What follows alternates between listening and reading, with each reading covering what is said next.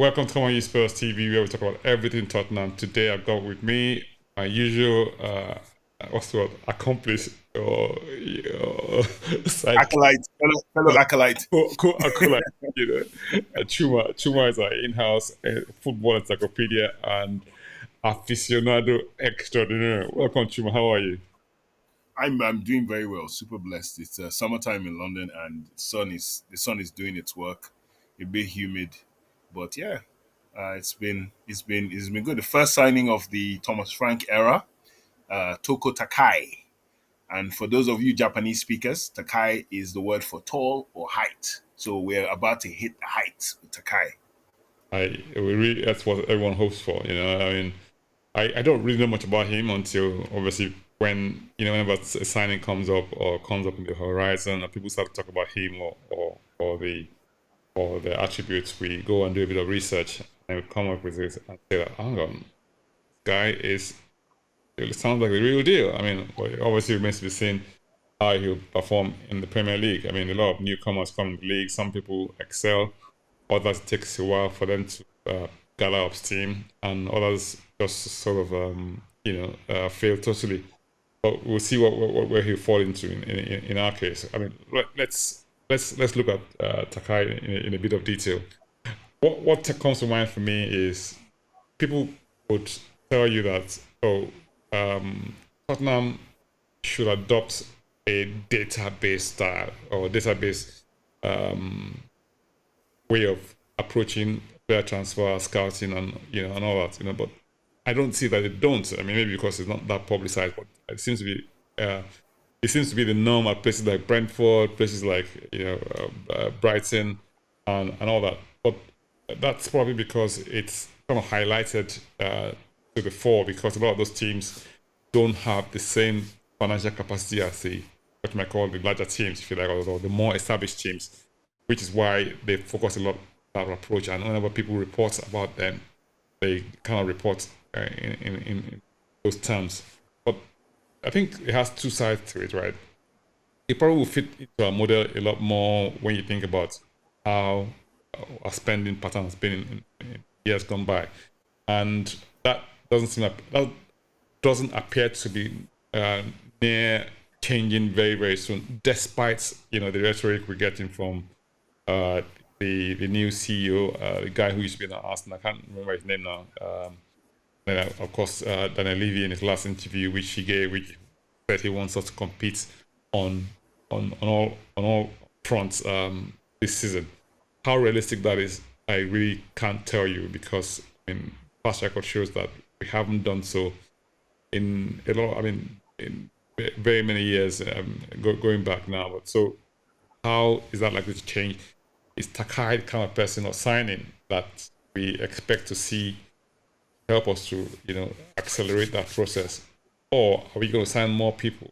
We're going to look at this and see how who's going to be let go, who's going to come in, and what the squad shape would look like going down the line. Chuma, you go first. I mean, you Okay. have some thoughts on Takai. You've done a bit of Well, research. well, before I start, let me apologize. We usually do some housekeeping before we start, so Ah, I forgot that as well. So let me start by saying, if this is your first time of coming into contact with Come On Ye Spurs TV, welcome. You're now part of the Come On Ye Spurs TV nation. If you subscribe, if you like the video after listening to it, or while you're listening to it as well, you like the video, it helps with the algorithm. Comment. We always want to hear what you have to say about Come On You Spurs TV and your views generally on Tottenham moving forward, especially if you're of the African influence in Spurs supporting. We see Spurs Uganda and all these other guys, Spurs Kenya. We like to think that we are the Afrobeat side of the Tottenham nation.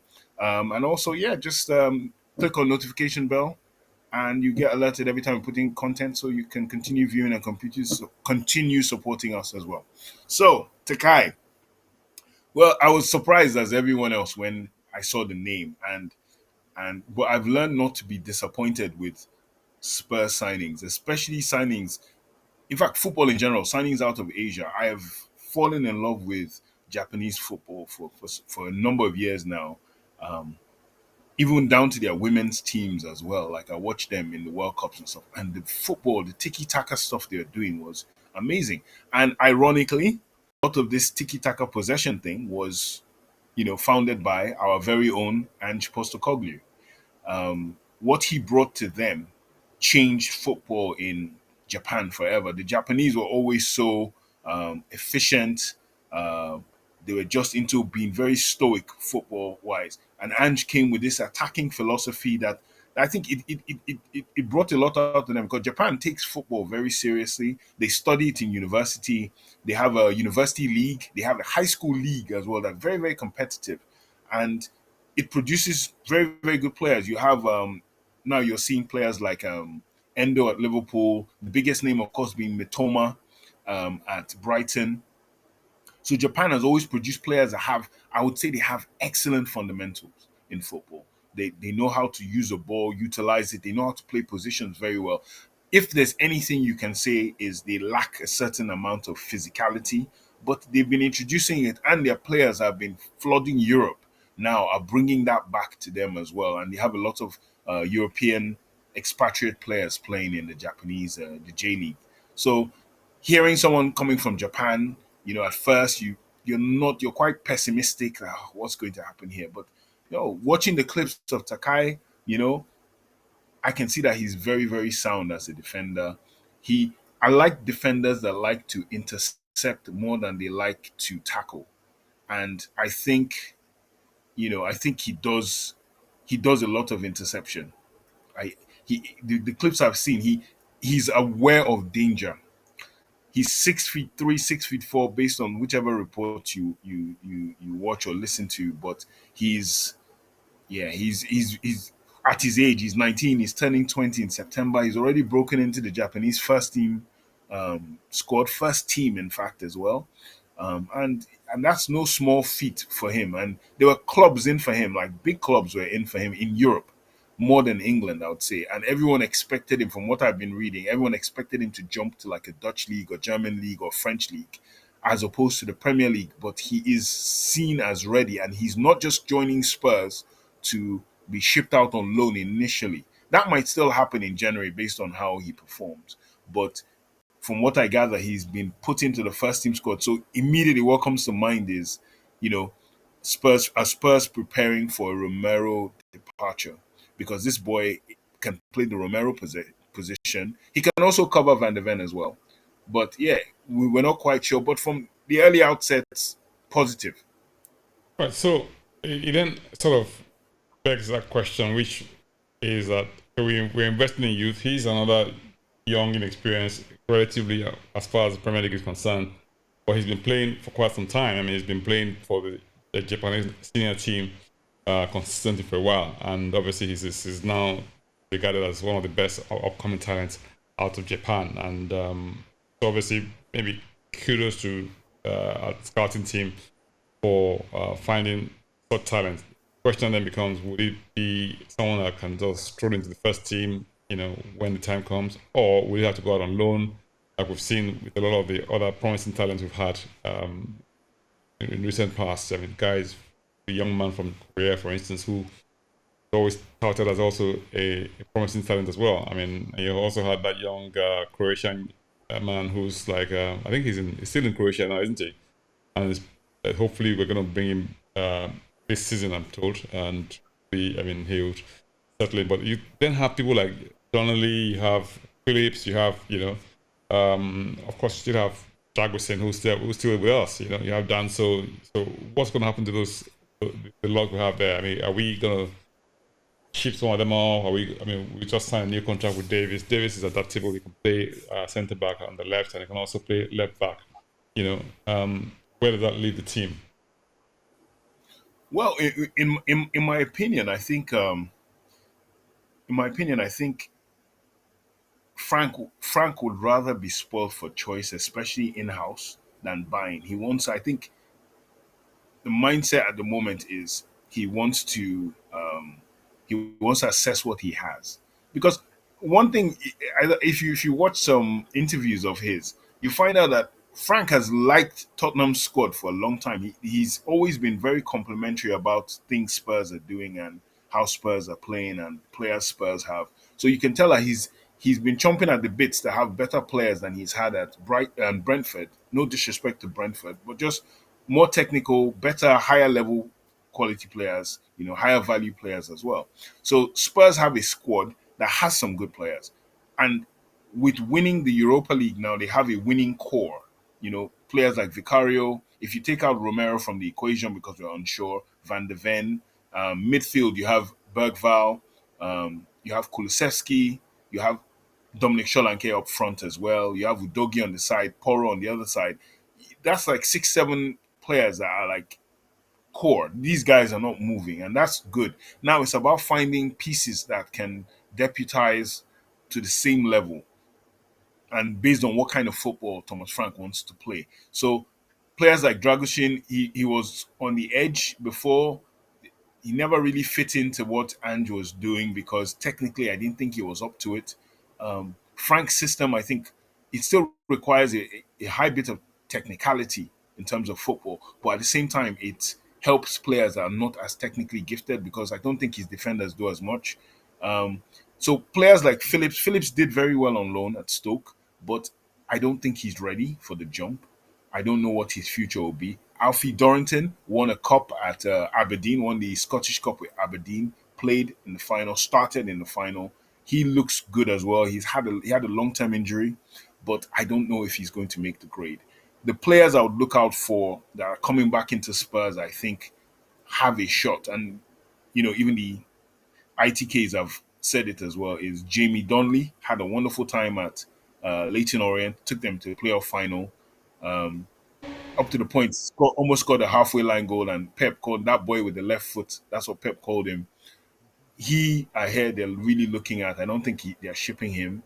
Um, Alfie Devine, who went on loan to the same club as Vuskovic, that's the young defender. Two of them were in the same club, though Vuskovic got rave reviews. He was a man mountain of a 17, 18-year-old, and he's returning to Spurs. So Vuskovic and Takai now are seen as, they're the ones battling to stay at Spurs to see if they will stay or if they'll go out on loan. I think they will both stay.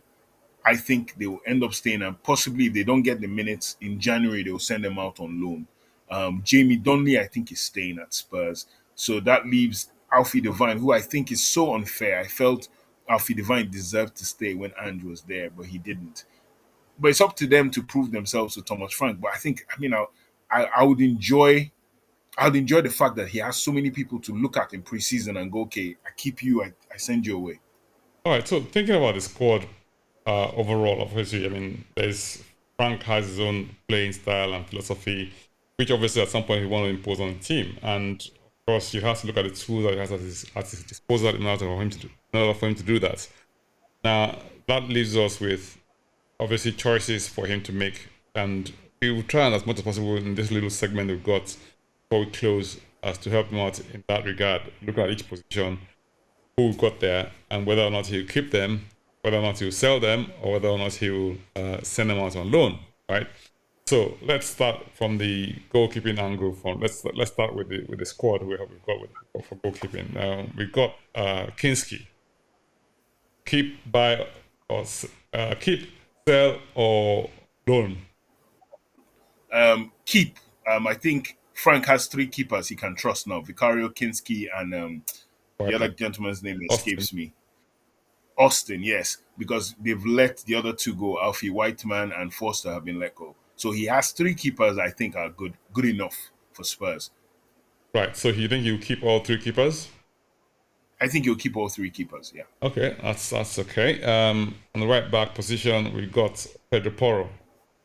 Keep. Oh, that's he was Mr. Spurs last season in terms of consistency, in terms of playing. He never missed a game, really. So, Okay. So Pero keep. Jet Spence.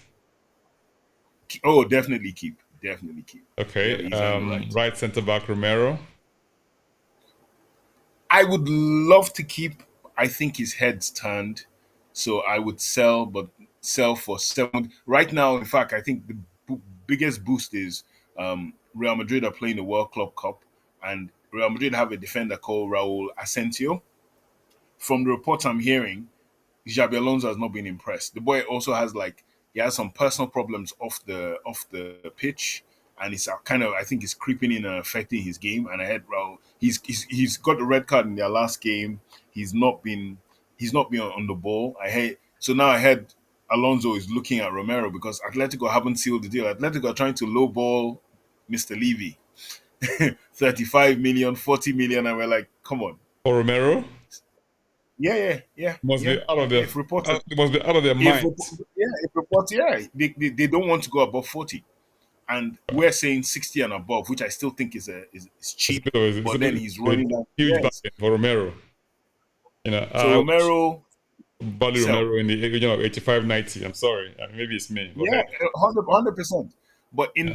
if Real Madrid come for him and Real Madrid are willing to pay that 70, 80, I see him going there. It's the natural progression for most Argentine players. They always want to go to Spain. Their families are better off. Madrid is the ultimate club, them and Barcelona and Atletico as well. So I think for him, if they come for him, sell. If not, I'm so happy to keep him. I think he'll be a revelation for Frank. Okay. Dragusin. Dragusin, I would sell. Okay. Mr. Mickey Danso. No, BDV. Danso. You've missed Danso. No, I haven't missed Dancer yet. I was gonna go. Oh, okay, okay. You're Yeah, gonna go left. Okay. yeah, left. Right. So, Mr. VDV. VDV is the future captain of Spurs. So keep right. I'll keep. I agree with that one. Okay. Kevin Dancer. Definitely keep. He, Okay. he's the- he's Yeah, the well. ultimate. He's the ultimate team guy. Big man comes in, shows up, and he can play either back four, or back three. I'll keep Danto. Okay. On the left hand side, Mr. Destiny Udogie. Oh, definitely keep. Definitely keep. Definitely. Okay, and then Mr. Ben Davis, eternal clock servant, Everyone knows. Mr. Efficient.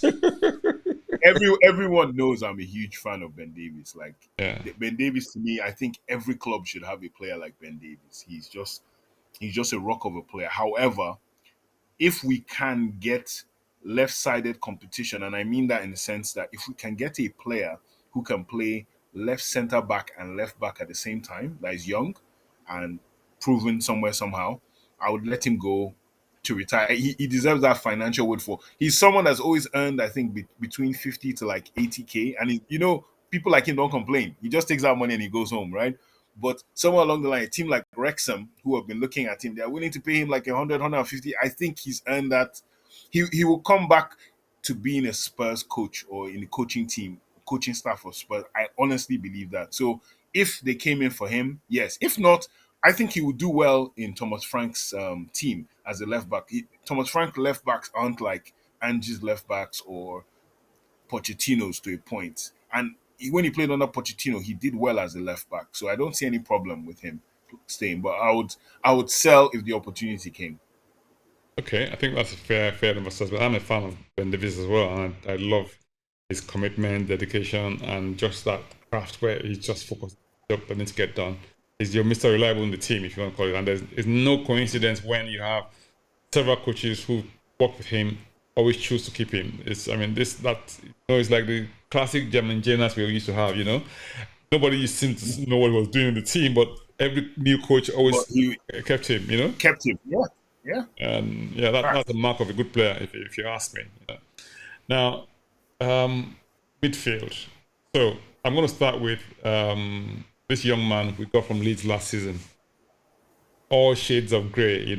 50 shades of Archie Gray. I mean, come on. I love Archie Gray, and I'm such a big fan of him for a number of reasons. He stood up to be counted when it mattered the most last season. Okay, fine, he had a few not so great games, but come on, he's what, 19 or thereabouts, and he's giving a good account of himself. I'll keep him any day. All right. So, what do you think, Archie Gray? Yeah, I would keep him. And I think also the fact that Thomas Frank wanted to buy him, we literally stole him, hijacked the deal. That's when Tottenham hijack became a thing. We hijacked him from Brentford, where Thomas Frank would have played him in midfield or played him at right back. The his his his his presence at Spurs for me means that you don't really need to shell out for another left back. You would just tell Spence that Spence is competing with Udogi for that position, and then he is playing with Poro. But I think we're going to see him in midfield a lot more. And people complain that he was really bad in midfield. His turnovers were a lot. He's playing for the England on the 21s at the moment in European Championship, and I think he was dropped. He had a few turnovers. I think it was just the lack of playing midfield in the Premier League.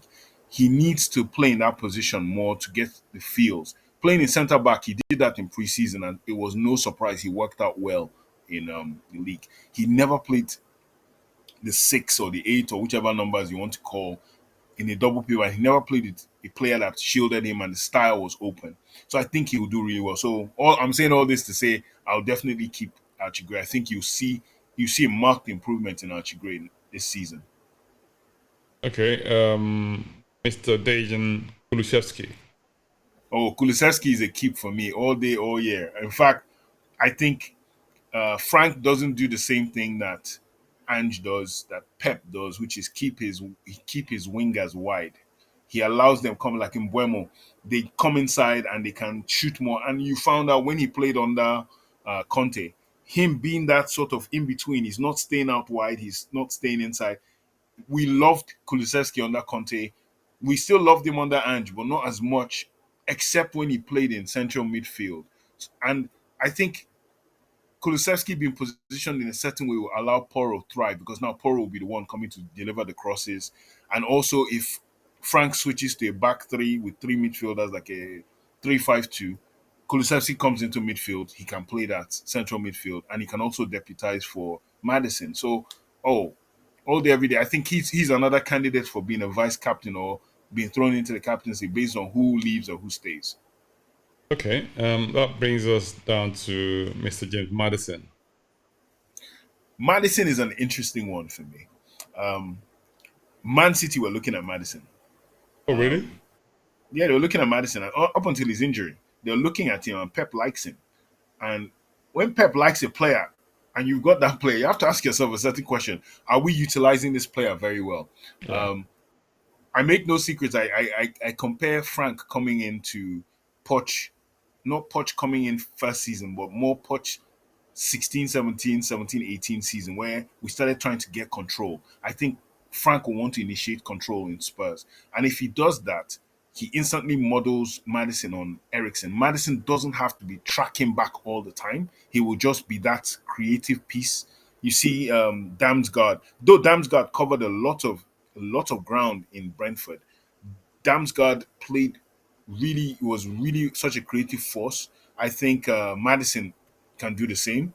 I'll keep him. I'll keep Madison. I think Madison is an amazing player. I'll keep him. Okay, you keep Madison. What would you do with Mr. Pape Matissa? Interesting, interesting one as well. Like, it seems like I want to keep everybody, but I think Pape Matissa for me, the first season under Ange, he developed. This second season we've just finished now, or the second season under Ange, he didn't. I think he stalled. And I think he stalled for a variety of reasons. I think he's a confidence kid, and confidence has ebbed and flowed. And there are certain things he's good at doing. I just think, for me, if I have a criticism of Ange, I don't think Ange tapped into that. I think Antonio Conte did in a very different way. Antonio Conte knew this boy has the legs, he will block and just move the ball forward. Ange wanted him to be a bit more creative and stuff. And though he did create that goal in the Europa League final, I think there's a lot to come from Sa. I think there's a lot to come from Sa, Hmm? but I think it's in a more defensive role. I think he's a destroyer with that can run. I don't want to see him trying to do the Yaya Toure thing early, but he can become a Yaya Toure. But he needs the confidence from knowing a fixed position. I don't think he's had a fixed position. Sometimes Spurs bring him in to play him in a pivot. Sometimes they bring him in to be box to box. He needs to master a position. So I think Frank will keep him. I'll keep him as well. Okay. Now this is gonna be the big conundrum, I think. Mr. Eves Suma. I would sell him. Okay, why? I thought the Europa League final was his last hurrah, and the reason why being um, the player I saw at Brighton, I have never really seen at Spurs. The player I saw at Brighton was he was a number 8. He was disciplined. He was physically imposing. He could carry a ball. He could move a ball. He could drop a shoulder. Or so many things. When he joined Spurs, I don't know what happened in that initial first couple of months. He did something that must have triggered or tripped or rubbed Antonio Conte in the wrong way. Antonio Conte just told him, sit, just stay, took out all the flair from him. And when Ange came in, that preseason up until the red card against Luton, I tell everybody, he did everything I thought he was. He could collect the ball on the half turn, drop his shoulder. He just couldn't score. That was the thing. He just didn't score, but his confidence was at the top. But he was just a bit rash with his tackles. But ever since that red card, he's just been up and down, and I think more downs than up as a Spurs fan. Um, he's not giving us. And then Ange had a word, I think. Oh, sorry, Ange had a word with him, and he now became a bit more disciplined towards the end of the last season, and he was really good in our Europa League run. I don't think, but he's still not that guy I wanted him to be. Go ahead, Soji. No, no, no. I mean, I was just gonna you just put the last bit at the end. You were almost like you're reading my mind. Because I thought that towards the end of the season, he was one of our really outstanding performers in all of the key matches that we played. Especially if you remember when we played AZ Alkmaar, when we played Frankfurt, when we played Bodo Blaines, even in the final. You saw that you could see that application. You could see that he was stepping up. He wasn't making any mistake. He was actually bossing that midfield. I thought that was the old Bissouma back. Even though he was still very disciplined, he didn't go for where he didn't need to go. So that for me, I thought that was the old Bissouma back. So I'm a little bit up and down, if you like. I mean, of course, if you sell him, I'm sure that they will come up with someone who would be a worthwhile replacement. I hope. But with these things, with us 2.5, 3 years now, and I think it can only get better. That's my view. It's not going. I think it's on an upward trajectory. Now, Rodrigo Bentancur. Oh, I want him to stay. I want to see what he will do under I think Thomas that sounds Frank. like I a think. lot of people might not want him to stay.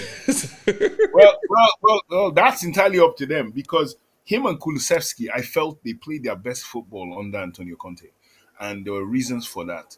I think he played very well under Antonio Conte because his role was defined. The thing about Ange's midfield that was very interesting and intriguing is Ange's midfield was very fluid. So one guy, you don't know who's doing what. But when your roles are defined, your job is to block and move. I think it simplifies football. I think Thomas Frank simplifies his midfield. His midfielders, I think he had the Nigerian player, Onyedika, he had Norgard. They just do simple stuff well. I think Bentancur does simple things well. That first 2 seasons um, under Conte, he was just brilliant. Intercept, give it. Intercept, run. There was a part where I think it was the last game of the season when we clinched Champions League, where we played Norwich. I don't know if you remember, where we beat them like 5-1 or something. Yeah. And there was a bit where he intercepted the ball, passed it into midfield. I think Højbjerg played the pass. He ran onto it. Højbjerg passed it to him, and in the end, he squared it for Kulusevski. And Kulusevski said something I found. Where he said, "I was running because I know he doesn't want to score.